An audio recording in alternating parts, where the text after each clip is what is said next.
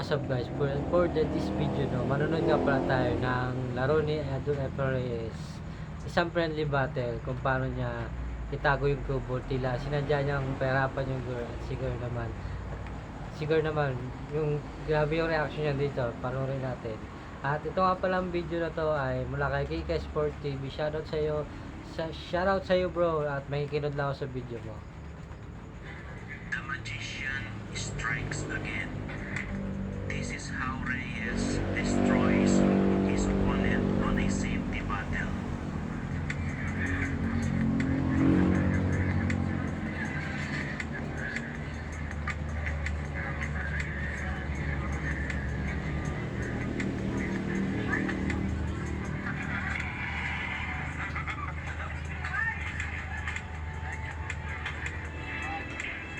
Wala na.